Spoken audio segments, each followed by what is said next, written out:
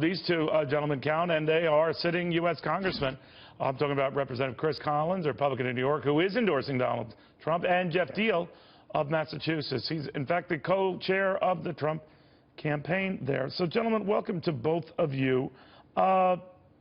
You know, happy to be with you, Neil. Very good to have you. Congressman Collins, to you first. What do you make of what Mitt Romney is saying, that Donald Trump doesn't speak for the party? He doesn't believe its core beliefs. He doesn't share them. And the proof might have come after that interview with Donald Trump skipping out on the CPAC thing. What do you think?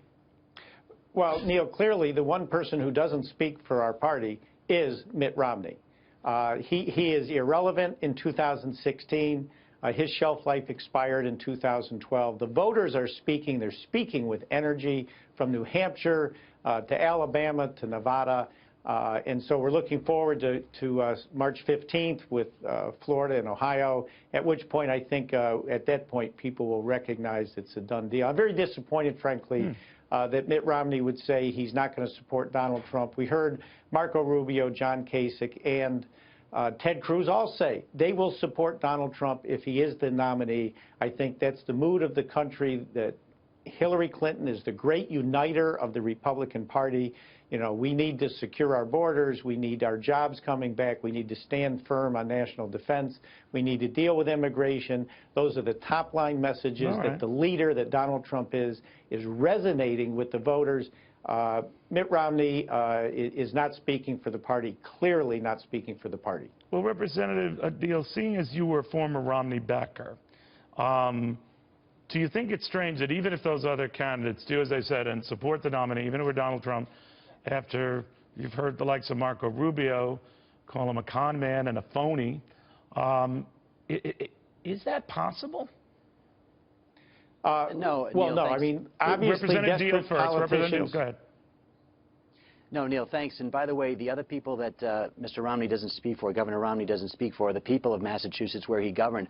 49% of the people who pulled Republican ballots in Massachusetts voted for Donald Trump. And by the way, prior to or since January, 20,000 people in the Democratic Party or registered as Democrats unenrolled so that they could vote for Donald Trump. And we had 45,000 more votes in Massachusetts for Donald Trump on Super Tuesday than Mitt Romney received in his primary votes. So he's certainly not speaking for the current... But do you personally, as someone who supported Romney last time, see anything in what he says? I might be going out on a limb here. I don't think he had a political agenda to this. Maybe he's genuinely concerned about the direction of the party, or that it's losing its principles. And I think a lot of that might have been on personal grounds and your demeanor as a nominee, and what you say counts. But on that level alone, what do you think?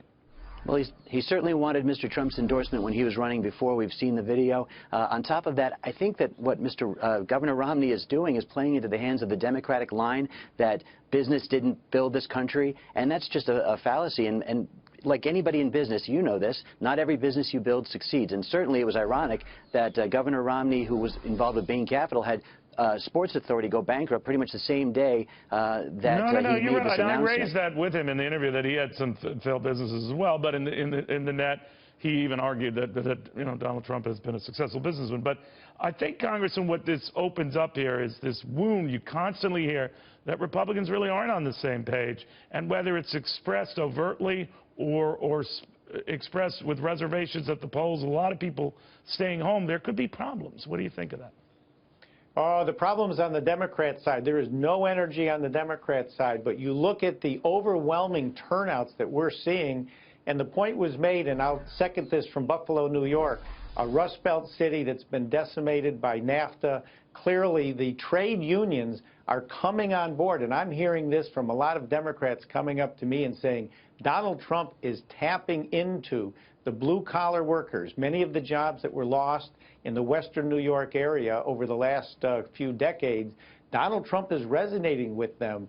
So, you know, come November, when New York is in play, again, I believe we could see just a resounding win for Donald Trump based on the energy that he has. You think Donald Trump could win New York?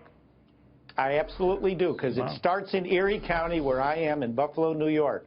A Republican winning a 2-to-1 Democrat county, where I was elected county executive back in 2007, a Republican wins Erie County, they can become governor, and they can certainly carry it in a presidential. We've seen it before. It's You'd have rare, to offset but it what's starts going on in our Rust in Belt New York town. City and the rest. But real quickly, Representative, do you agree with that sentiment? I agree. In fact, I think Massachusetts is in play. I think this is a Reagan revolution. Okay.